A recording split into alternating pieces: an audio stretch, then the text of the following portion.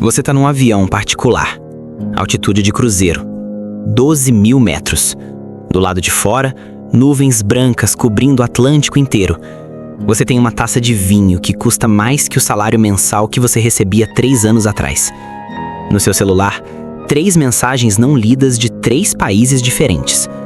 Uma do seu contato no México, uma do seu intermediário em Amsterdã, uma do coordenador da rota que sai de Santa Cruz de la Sierra, na Bolívia, e entra pelo Mato Grosso do Sul. Você não abre nenhuma ainda.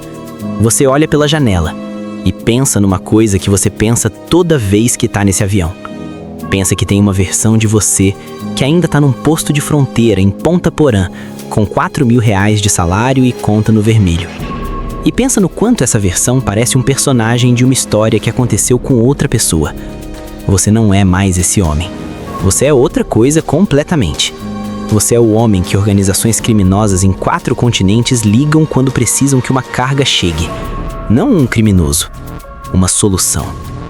A diferença entre essas 2 palavras custou 3 anos para você entender e vai custar o resto da vida para você pagar. Mas você ainda não sabe disso. Ainda não. Guarda essa taça de vinho. Guarda esse avião. Guarda essa sensação de intocável.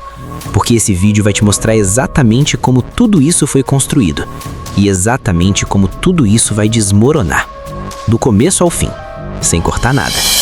3 anos antes desse avião, você era policial rodoviário federal em Ponta Porã, Mato Grosso do Sul, fronteira seca com Pedro Juan Caballero, no Paraguai. Fronteira seca significa que não tem rio no meio, não tem ponte, não tem cancela. Tem uma avenida. Do lado esquerdo, Brasil. Do lado direito, Paraguai. E as pessoas atravessam essa avenida o dia inteiro, como se estivessem passando de uma calçada para outra. Você chegou nessa cidade com 11 anos de carreira limpa, 2 filhos, uma esposa e um salário que não fechava o mês faz 18 meses. Seu superior disse que a transferência era uma oportunidade. Você acreditou, porque precisava acreditar. Porque a alternativa era continuar olhando para a esposa, fingindo que as contas iam se resolver sozinhas. No primeiro mês, você observou. Policial bom observa antes de agir. E o que você viu foi o seguinte: Ponta Porã não era uma cidade, era um sistema. Um sistema onde todo mundo sabia de tudo e ninguém falava sobre nada. Onde o caminhoneiro que cruzava a avenida toda manhã era o mesmo que cruzava de volta toda tarde com carga diferente da que tinha levada. Onde os policiais mais antigos do posto tinham relógios que não combinavam com o salário. Onde o silêncio era a moeda mais valiosa de todas. Você observou esse sistema por um mês inteiro. E então, o primeiro envelope apareceu. R$350. Você já sabe o que fez com esse envelope. Já sabe que não devolveu. Já sabe que a conta de água foi paga. O que você ainda não sabe é o que aquele envelope representava do outro lado. Do lado de quem colocou no seu bolso. Representava um teste. Toda organização que opera em fronteira testa policial novo da mesma forma. Coloca um valor pequeno, espera, observa. Se ele devolve, descarta. Se ele fica quieto, espera mais. Se ele gasta, contrata. Você gastou. Você foi contratado sem assinar nada, sem saber que tinha passado num processo seletivo. Os 6 meses seguintes foram a fase de treinamento. Você não sabia que era treinamento, mas era. Cada envelope era um pouco maior que o anterior. Cada carga que você liberava era um pouco mais complexa que a anterior. Cada vez que nada acontecia depois, seu cérebro registrava que estava seguro, que você era bom nisso, que o risco era gerenciável. Esse é o treinamento. Não te ensinam nada, deixam você se ensinar. E você foi o melhor aluno que eles tiveram em anos, porque você era analítico, porque você observava, porque você entendia padrão. No 7º mês, você pediu uma reunião, por conta própria, num posto de gasolina na BR-163, 20 quilômetros fora de Ponta Porã, meia-noite de quinta. Você chegou primeiro, ficou esperando no carro com o motor desligado. E quando o homem chegou e sentou no banco do passageiro, você disse o seguinte: que queria um acordo mais claro, que queria escala definida, valor fixo e garantia de que a sua família ficava fora de qualquer coisa. O homem te olhou por 10 segundos e sorriu. Disse que você era diferente dos outros. Você não achou que era elogio na hora. Era, porque diferente dos outros significava que você tinha potencial para ser muito mais do que portão. O acordo foi fechado naquela noite, e você desceu o primeiro degrau com os 2 pés, conscientemente, sem coerção. por escolha. Nos 12 meses seguintes, você construiu algo que nenhuma organização criminosa da fronteira sul do Brasil tinha visto antes. Você construiu um sistema de inteligência interna.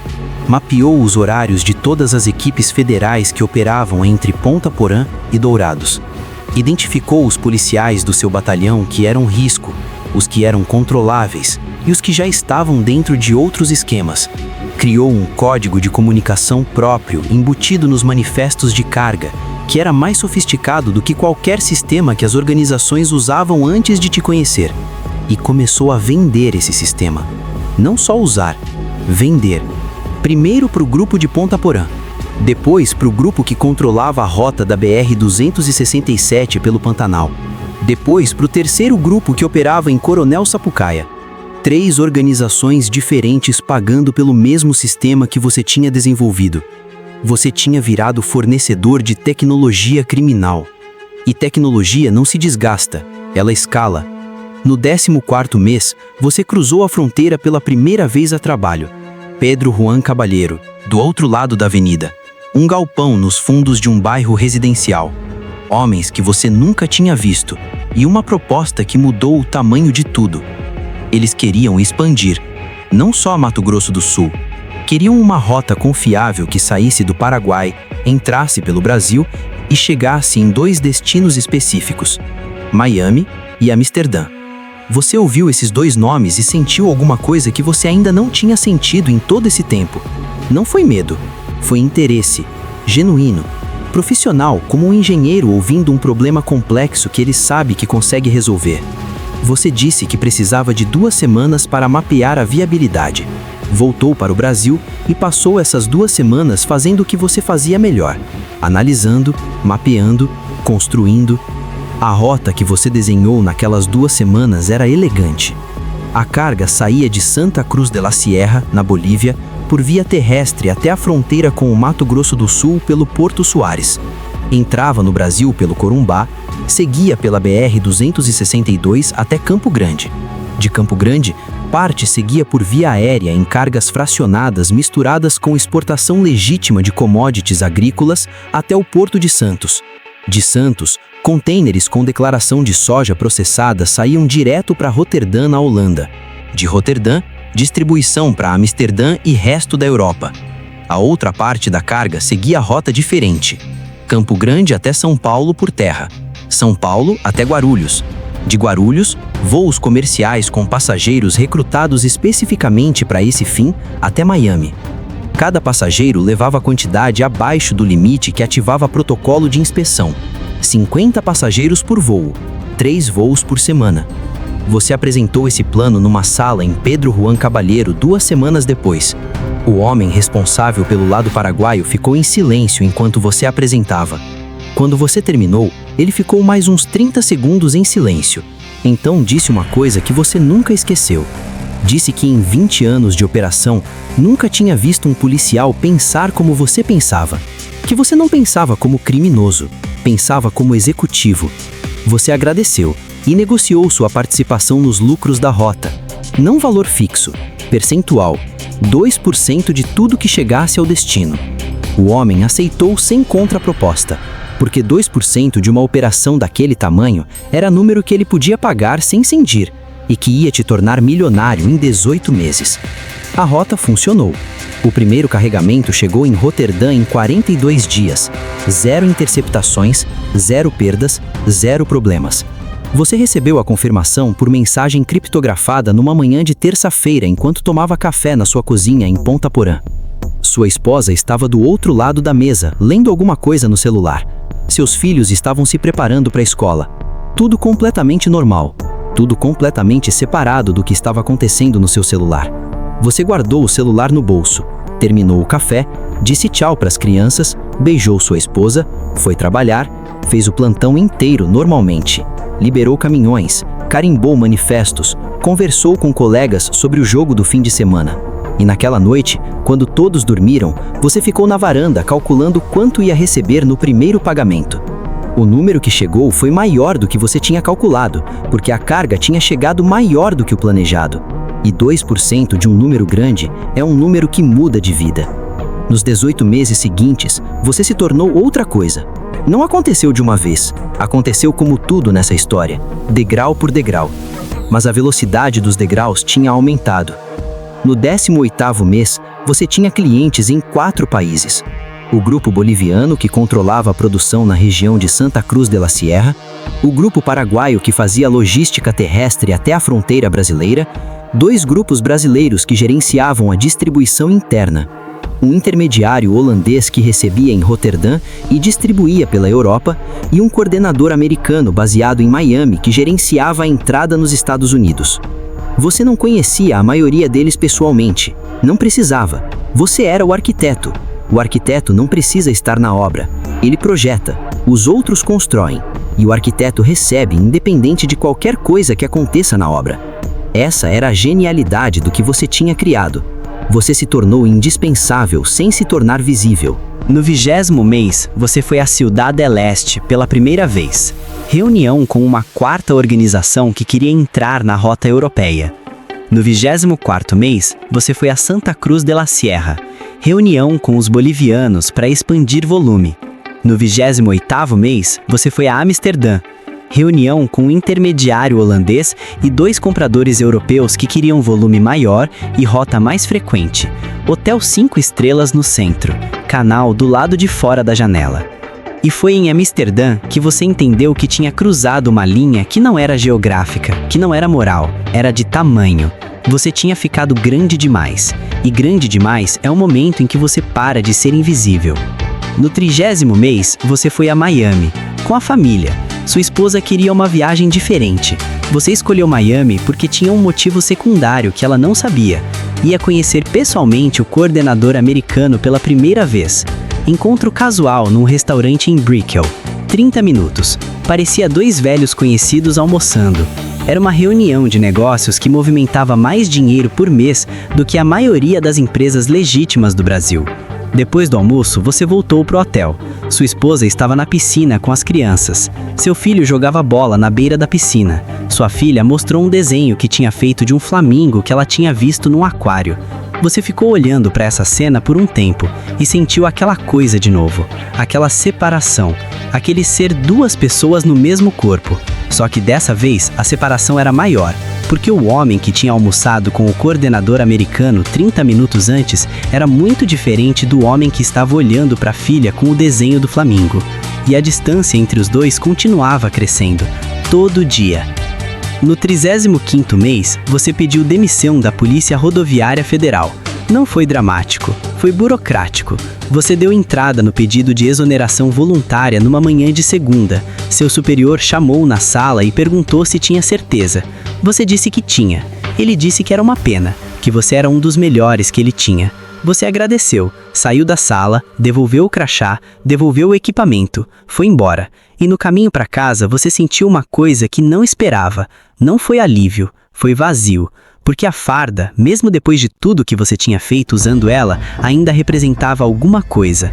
E sem ela, você era só o que tinha construído do outro lado, sem proteção institucional, sem cobertura profissional, só você e o que você tinha construído.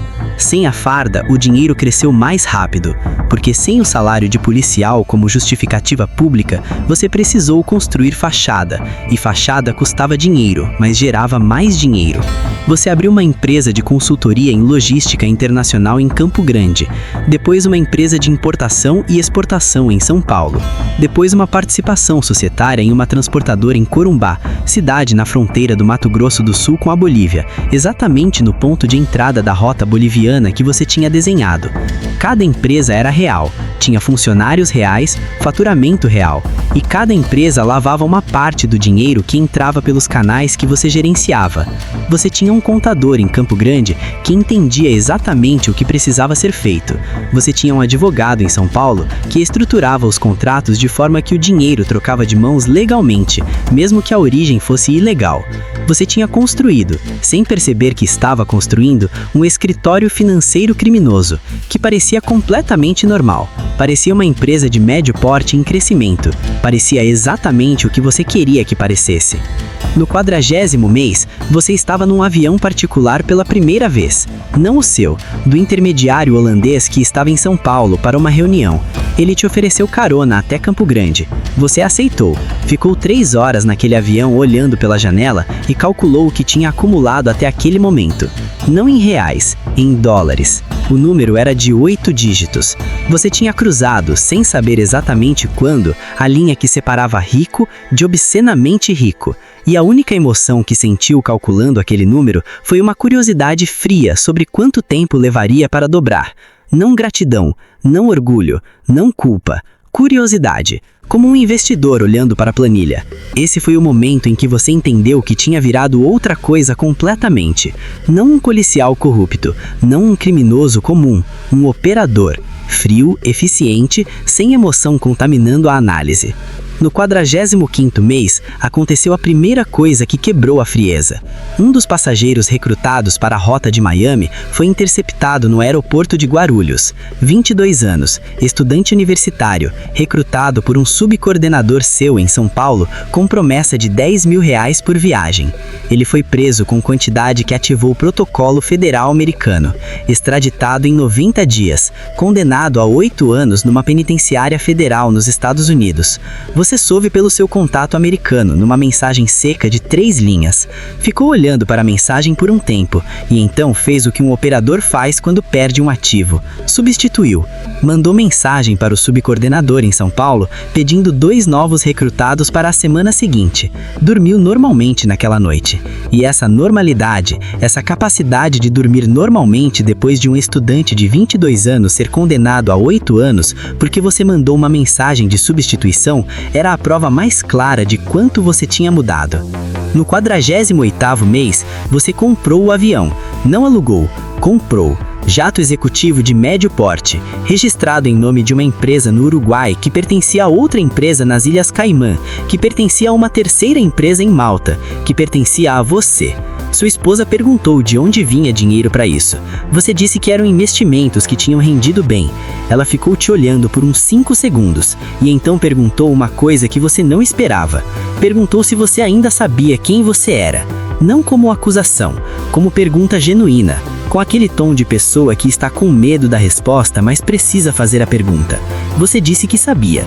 Ela foi para o quarto e você ficou sozinho na sala do apartamento em São Paulo, 12º andar, vista para o parque, e pensou na pergunta dela.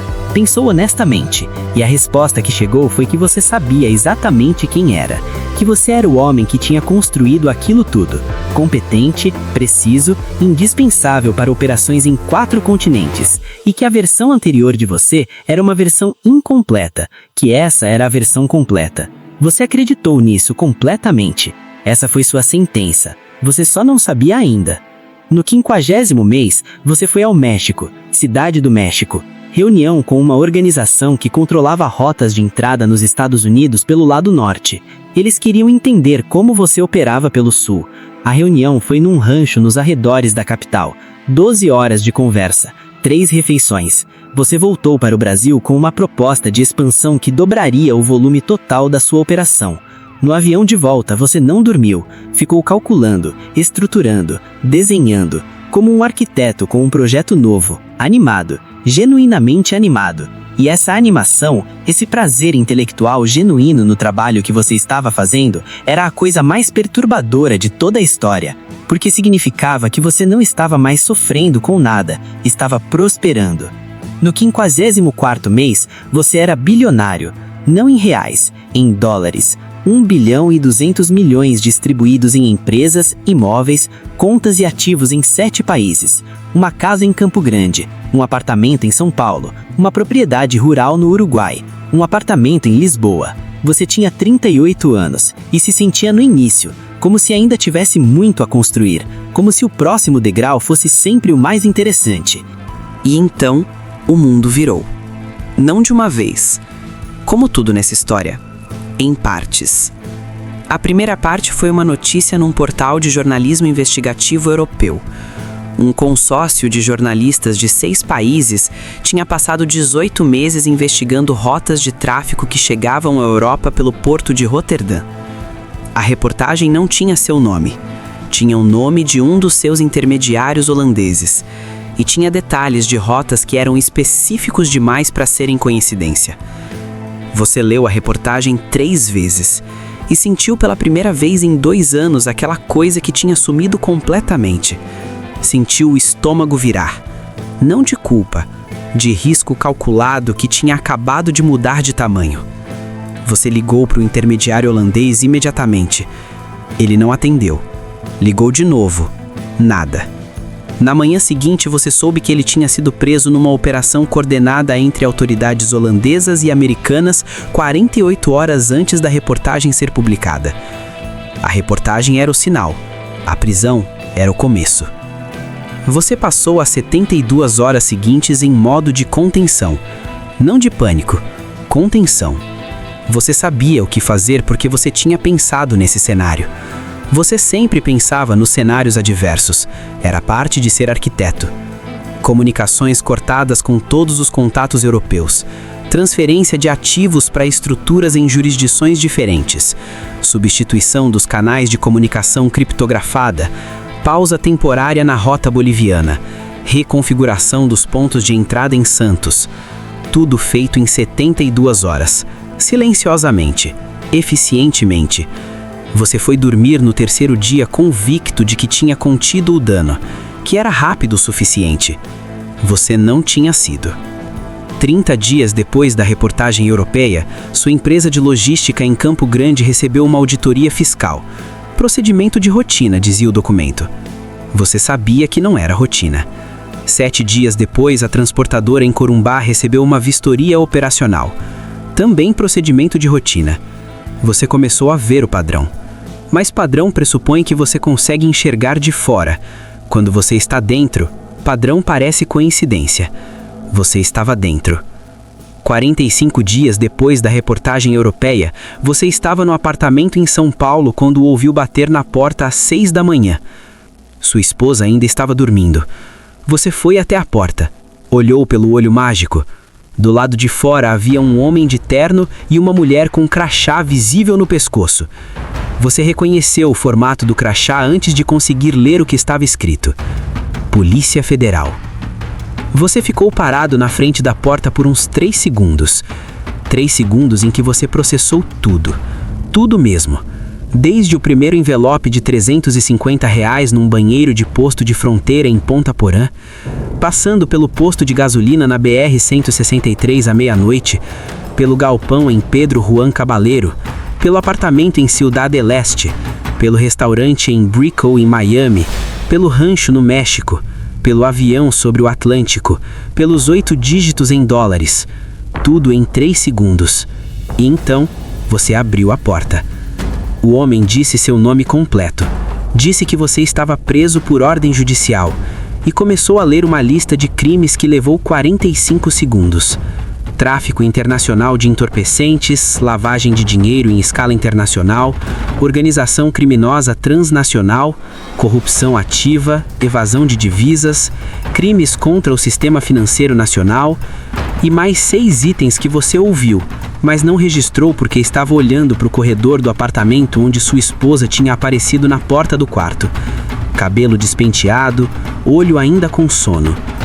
Ela viu os agentes. Viu as algemas na mão do homem e te olhou, com aquele olhar que você vai carregar pelo resto da vida. Não de surpresa, de confirmação, como se ela soubesse que esse dia ia chegar e tivesse esperado por ele de um jeito que ela nunca te contou. O processo durou 2 anos e 3 meses. Operação coordenada entre Brasil, Estados Unidos, Holanda, Bolívia e Paraguai. A maior operação conjunta contra tráfico internacional com origem no Brasil em toda a história da Polícia Federal. 104 presos em 5 países. Seus ativos bloqueados em 7 jurisdições. As empresas, os imóveis, o avião, as contas. Tudo identificado, tudo congelado. Durante o processo, o promotor apresentou evidências de 18 meses de investigação, que incluíam gravações, registros financeiros, depoimentos de colaboradores em 4 países e documentação que cobria cada degrau que você tinha descido desde Ponta Porã. Cada um, desde o primeiro envelope. Você ouviu tudo, sentado na cadeira do réu, em silêncio. E a coisa que mais te perturbou durante todo o processo não foi a extensão das provas. Foi perceber que a investigação tinha começado 19 meses antes da sua prisão, enquanto você estava num avião sobre o Atlântico, tomando vinho e se sentindo intocável. Enquanto você estava em Miami, olhando para a filha com o desenho do Flamingo. Enquanto você estava calculando quanto tempo levaria para dobrar o patrimônio. Eles estavam lá, construindo o caso, degrau por degrau, como você tinha construído o império. A sentença foi lida numa manhã de quinta-feira. A juíza levou 40 minutos. Você ouviu de pé. Prisão em regime fechado. 32 anos. Sem possibilidade de progressão de regime nos primeiros 20 anos por caracterização de crime organizado transnacional com agravante de envolvimento de agente de segurança pública. 32 anos. Você tem 38. Vai sair com 70, se sair. Tem uma coisa que aconteceu na saída do fórum naquele dia que ficou com você. Enquanto os agentes te colocavam na viatura, você viu sua esposa na calçada do outro lado da rua. Ela não tinha ido ao julgamento, mas estava lá, do outro lado da rua, com a sua filha do lado. Sua filha te olhava com aquele olhar de criança que ainda não entende tudo, mas sente que algo acabou de mudar para sempre. Você tentou sustentar o olhar. Não conseguiu. Abaixou a cabeça antes de entrar na viatura. E foi a última vez que você viu sua filha pessoalmente. Você está numa cela agora. 3 metros por 2. Cama, vaso, pia. Uma janela pequena com grade que dá para um corredor interno. Do corredor você não consegue ver o céu. Você pensa no avião, na taça de vinho, nas nuvens brancas cobrindo o Atlântico, naquela sensação de intocável.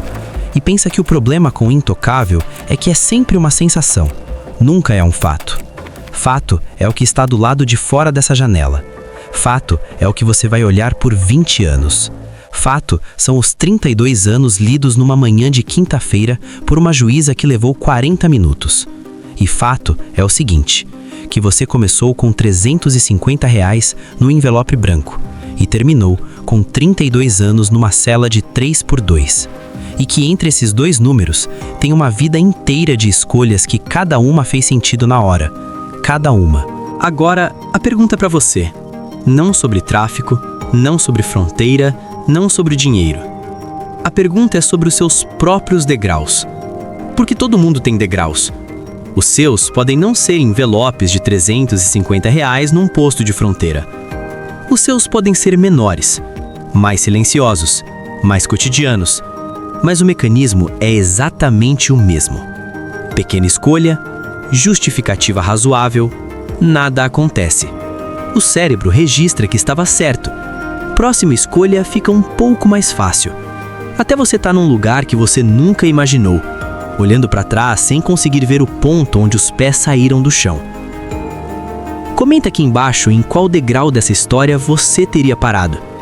E pensa honestamente antes de responder, porque a resposta fácil é sempre o primeiro degrau, e a resposta fácil quase nunca é verdade.